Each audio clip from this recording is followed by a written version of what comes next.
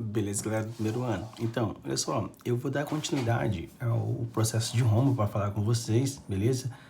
O nosso foco de hoje, da aula de hoje, é falar sobre a questão do Império Romano. Mas eu vou voltar um pouquinho antes para explicar o processo de transição da República para o Império, porque é muito importante vocês saberem de onde surge essa ideia do Império.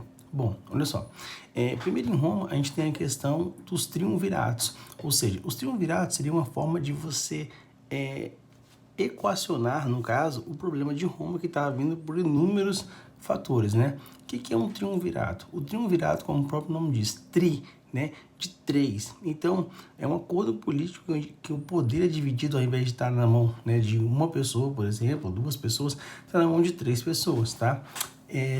Geralmente essas pessoas são quem? São comandantes gerais ou militares, tá?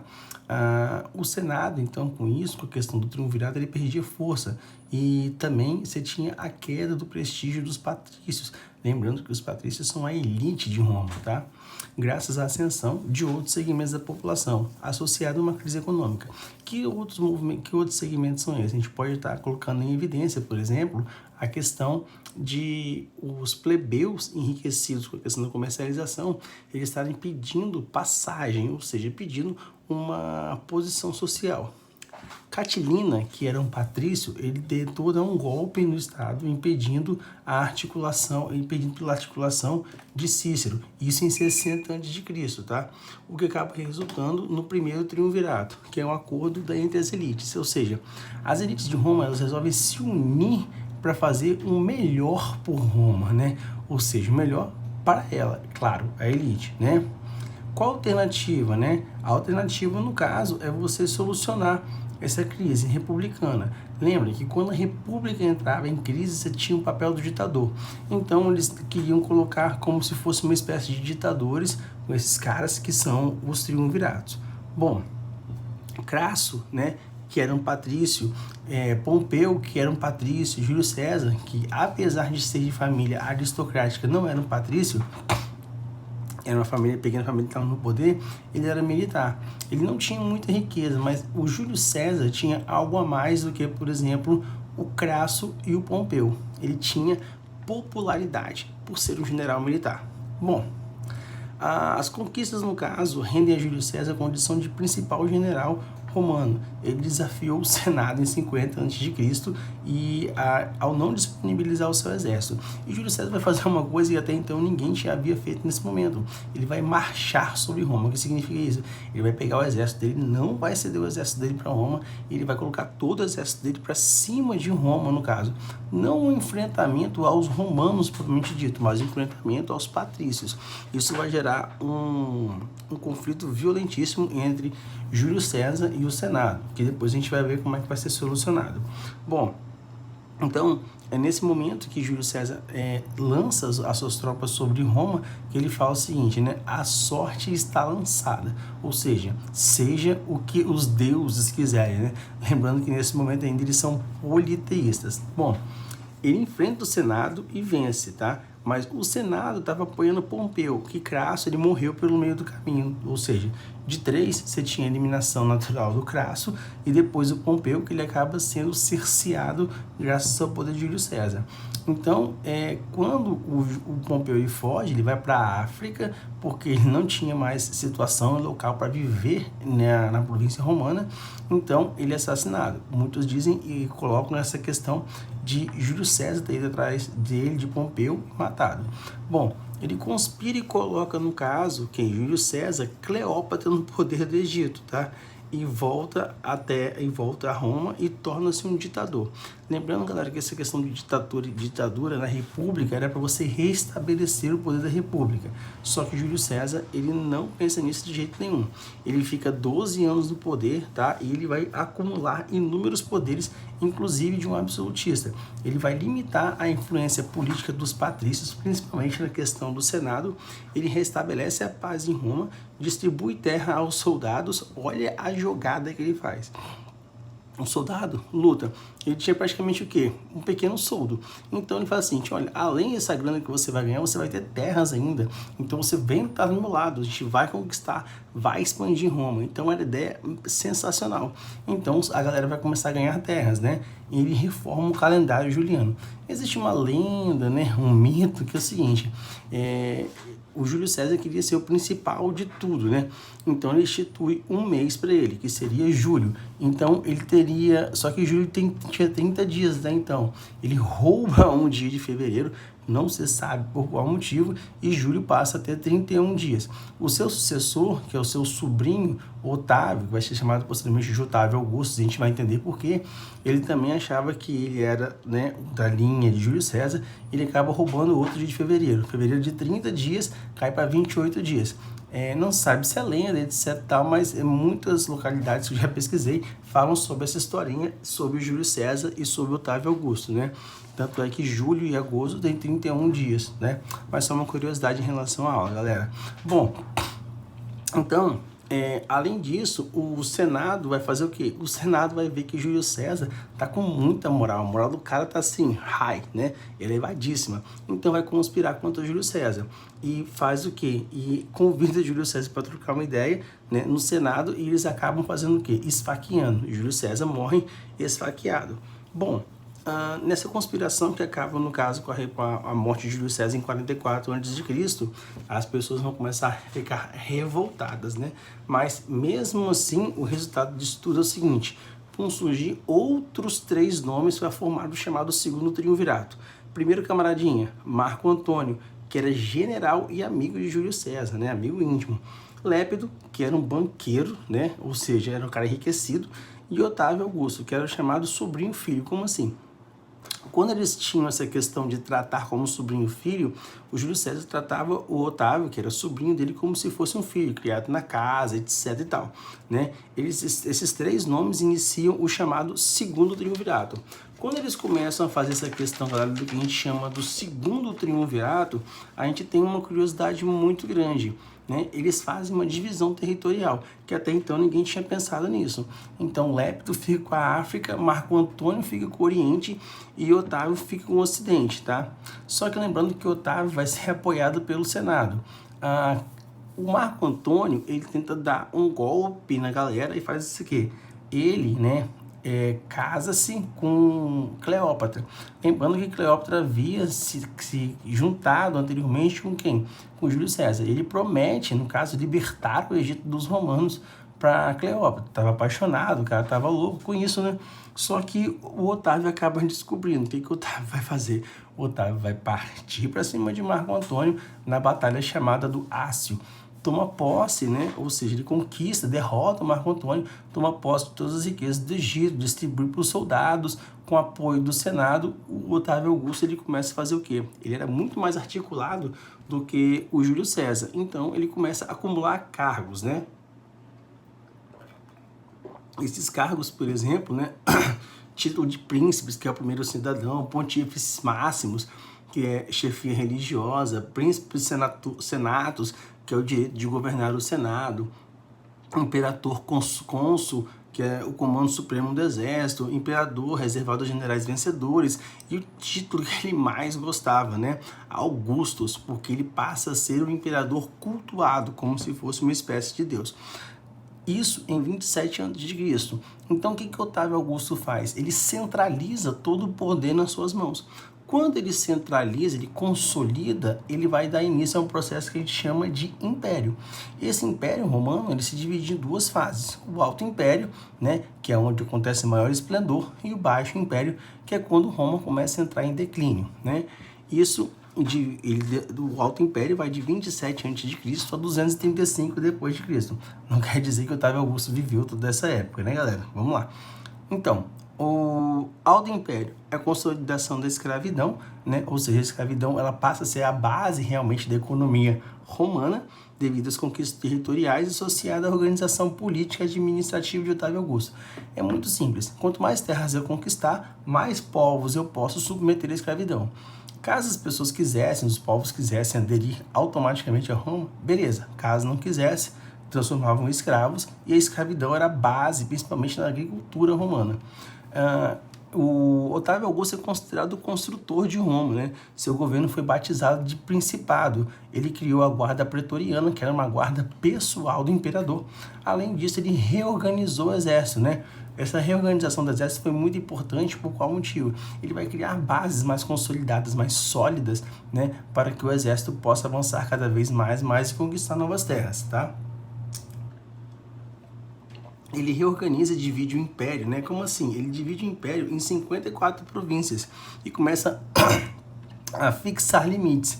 E ele também vai estabelecer uma coisa seguinte, que é chamada Pax Romana, ou Paz Romana, que vai ser um período, né? Lembrando, não é ele que faz todo esse período, mas ele dá início à Paz Romana e fica aproximadamente 2 séculos sem nenhum tipo de conquista, sem nenhum tipo de guerra para conquistar novos territórios, porque Roma achava que tinha chegado assim no auge, e concede cidadania a pessoas estrangeiras. Para você ter ideia, 5 milhões de pessoas. Mas quantos são 5 milhões de pessoas? No Espírito Santo todo hoje vivem 4 milhões de pessoas, aproximadamente. Ele concede cidadania para praticamente um Espírito Santo mais 25% do que tem de população hoje. Com raras exceções, depois da morte de Otávio Augusto, né, alguns imperadores, né, conseguem ali fazer algo interessante, né? Não um processo de continuidade, mas ninguém foi tão incisivo quanto Otávio Augusto, tá? As políticas de Otávio, no caso, elas são arruinadas aos poucos e a base econômica, ela começa a ser abalada, principalmente com a Pax Romana. Por quê? A base da mão de obra romana, da economia romana, era o escravo.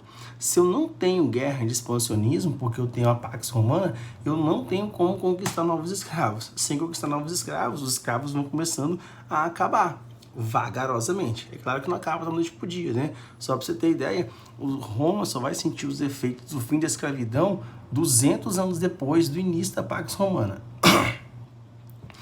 O Baixo Império, né? O Baixo Império, no caso, ele vai de 235 depois de Cristo a 476 depois de Cristo, que é quando acaba o Império Romano. Crise do escravismo, tá? Ineficiência administrativa dos imperadores, porque não conseguiam ter um punho firme e forte. Lembrando, Roma era muito grande, o império era muito grande, estava dominando todo o mar Mediterrâneo. Então, quanto maior é o império, mais dor de cabeça dá para administrar, porque você vai ter que lidar com diferentes pessoas, e essas diferentes pessoas vão ter cada uma a sua opinião, né?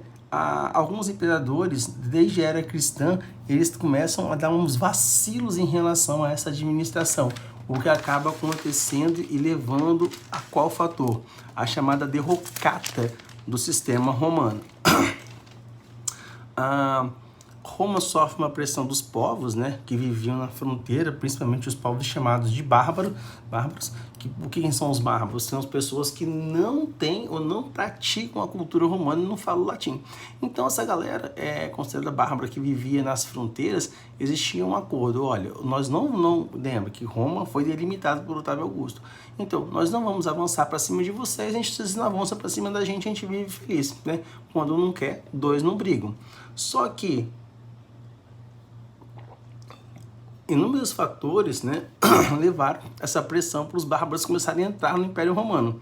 Então, começam a quebrar aquele pacto que havia sido feito com Otávio Augusto lá, né, no ano aproximadamente 27 a.C. A base econômica, no caso, sociais e culturais, fundamentadas na escravidão, na estabilização de fronteiras das guerras, ela começa a entrar totalmente em crise. Por quê? Os bárbaros, eles não respeitam mais as fronteiras. Isso ocasiona o quê? Ocasiona a falta de uma mão de obra, e para repor a questão dos impostos, os impostos são aumentados. Então, quando você aumenta o imposto do Estado porque você não está tendo arrecadação suficiente para você manter uma estrutura, você tem que fazer o quê? Você tem que aumentar os impostos. Quem paga impostos, geralmente, é a maior parte da população. Então, essa população começa a ficar o quê? Revoltada, porque o Estado não está devolvendo para ela tudo aquilo que deveria devolver. Então, aumenta seus gastos militares, porque toda vez que tem uma revolta, você tem que mandar militares, tem que pagar esses caras para ir lutar. Então, pacificar a custa do quê? Dinheiro. Isso acaba desestabilizando a política do Estado romano. Aí vai surgir, né, uma lei sensacional em Roma, chamada Lei do Colonato, onde o trabalhador livre, chamado colono, ele vai começar a abandonar o que? As cidades. Então, acontece em Roma meio que um fenômeno que a gente habitualmente não está acostumado a ver. As pessoas saem da estrutura da cidade porque o comércio da cidade está morrendo e vai para o campo. A gente tem um êxodo urbano. As propriedades agrícolas autossuficientes das vilas romanas, elas não precisam de dinheiro, muito dinheiro circulando. Pouco dinheiro já sustenta de boa, tranquilo, o que vai fazer tirar essas pessoas, né, das cidades e levar para o campo, porque lá eles vão ter o quê? Terra para plantar e um lugarzinho para morar. Com o crescimento do cristianismo também e o combate ao militarismo e escravismo e também a divindade do imperador, o cristianismo vai ganhando corpo, né? Em 284, Diocleciano nomeou Maximiliano como imperador do Ocidente e ele do Oriente, na tentativa de você fazer o quê? Lembrando, Roma muito grande, se eu divido o império, é mais fácil para eu administrar. Então, essa era a ideia de Diocleciano, né? Lembramos que tem em paralelo o crescimento do cristianismo. Ele, o Diocleciano, fala o seguinte, olha, se com 3 pessoas não consigo governar, eu vou fazer o quê? Eu vou fazer governo com 4. Então, eu tenho a tetrarquia. Nessa tetrarquia, que começa em 293 depois de Cristo, né? Sendo o Diocleciano o primeiro a abandonar Roma como a capital do império, que era desde a inauguração do império, né? Para terminar de declinar Roma, Constantino, que foi imperador em 306, reunificou o império, não concordava com essa questão da tetrarquia, né? Que foi uma subdivisão de cada parte para um tetraimperador, né? Ou seja, um administrador da tetrarquia. Então, ele fez o quê? Ele reunificou o império e fez uma coisa para tentar juntar as pessoas. Você ter o quê? Você ter mais um ponto de apoio. Ele converteu-se ao cristianismo. Em 303, ele fez isso através do Édito, né, de Milão, que concedia liberdade religiosa. E com isso começou a acabar a perseguição aos católicos em Roma, né? Então, os católicos começaram a ficar mais livres em Roma. E essa liberdade dos católicos em Roma, por exemplo, pessoal, ocasionou o quê? Ocasionou cada vez mais e mais e mais um crescimento, né, violentíssimo do cristianismo.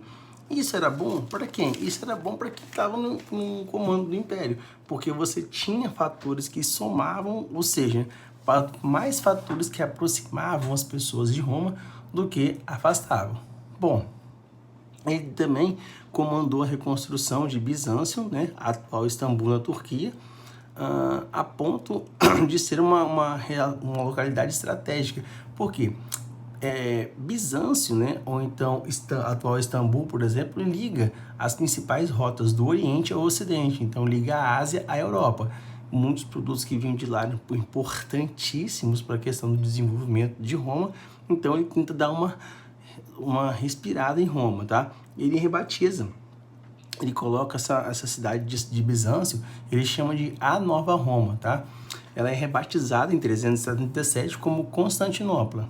Aí depois havia um outro imperador chamado Teodósio, que assume Constantinopla e recruta soldados germânicos e decreta o Edito de Tessalônica. Ou seja, a partir desse momento, né, é colocado o cristianismo como religião oficial, no finalzinho do século IV, né, depois de Cristo. Em 395, Teodósio tenta fazer o quê? Tenta, mais uma vez, dividindo o Império, né, Romano do Oriente e do Ocidente. O Império Romano do Ocidente, você tem a capital em Roma, e do Oriente em Constantinopla. Então, veja, o que a gente está falando aqui? A gente começa com o Império, não dá certo, os caras tentam emplacar a tetrarquia, também não dá certo, reunifica, não dá certo, redivide, né, e parece que isso começa a dar certo, só que esses frutos também não vão muito longe. Por qual motivo? Muitos bárbaros que viviam e começam a adentrar de forma pacífica, né, dentro das fronteiras do Império Romano, nem todo mundo vai entrar de maneira pacífica. Uma galera vai entrar também de maneira o quê? Desordenada, com muita violência. Por quê? Em 375, Átila, o rei dos hunos, começa uma perseguição a muitos povos bárbaros, né? Principalmente dos povos indo-asiáticos. indo-europeus, perdão. Então, ele começa a pressionar e jogar toda essa galera para dentro do Império Romano, tá? E aí começa a escambar tudo e o Império Romano começa a ter mais problemas ainda, porque esses bárbaros eles não são reconhecidos e pelo fato de não serem reconhecidos como romanos, eles são muito maltratados. E após várias invasões e saques bárbaros, né, Rômulo Augusto, que é o último imperador, é deposto em 476 e Roma chega ao seu fim. Quando Roma chega totalmente ao seu fim, né, a gente vai ter um processo que a gente tem a saída da Idade Antiga para a Idade Feudal ou Medieval, que são os capítulos das nossas próximas aulas, tá? O que eu gostaria de destacar, por exemplo, dentro de todo esse processo, né, que Roma começou com a monarquia, se transformou numa república e posteriormente se transformou também, né, num império. Bom, a cultura, que é um destaque para a questão da arquitetura, por exemplo, e da engenharia, a construção dos aquedutos que tiravam água de lugares muito distantes para vir trazer para a cidade de Roma, é tão importante que grande parte desses aquedutos são utilizados até hoje, eles são muito fundos. Em Roma é comum você andar na cidade, por exemplo, e você ter água gelada o tempo todo, né? Porque a tubulação é muito profunda. Além disso, né, você tem, no caso, o direito com a lei das 12 tábuas, você tem uma questão de uma tentativa de igualdade, só que você não tem isso por total. Em relação às pessoas que fazem parte desse processo, você tem uma diminuição, principalmente de patrícios e plebeus, né, que está acontecendo porque era uma distância violentíssima, e também o latim, que dá origem a outras línguas, né? Por exemplo, o latim vai dar origem ao francês, ao italiano, ao espanhol, e principalmente a língua que a gente está falando nesse momento, que é o português. A religião, que você tinha os cultos domésticos, que você cultuava seus antepassados, e o culto público, né, que era um dos deuses, né, que eles tinham, e paralelamente a esse culto doméstico, que é o culto público, você tem o crescimento do cristianismo. O crescimento do cristianismo ele vai se dar principalmente pela divulgação de um romano, que é o Paulo de Tarso, que é um daquelas pessoas que acaba se transformando em romanos, tá? E a difusão do cristianismo no império por meio das cartas, das epístolas de Paulo. Então, Paulo ensina as pessoas a gostarem do cristianismo. Com isso, o cristianismo ganha força e destaque dentro do Império Romano, né? Porque ele passa a ser mais um pilar de sustentação. Galera, é muito simples entender essa questão do cristianismo como inserção dentro do Império Romano. Quando você gosta de uma pessoa, por exemplo, que é seu amigo ou sua amiga, quanto mais afinidade você tiver, mais pontos em comum, melhor vai ser. Roma, como uma questão governamental, pensava da mesma maneira. Beleza? Com isso a gente encerra o nosso assunto. Eu vou passar algumas atividades para vocês, um destaque na plataforma Plural, beleza? Preste atenção, por favor, pelo amor de Deus, leiam, e qualquer tipo de dúvidas, perguntas, questões, indagações ou esclarecimentos, é só entrar em contato comigo pelo meu e-mail, beleza? Galera, forte abraço e bons estudos. Valeu!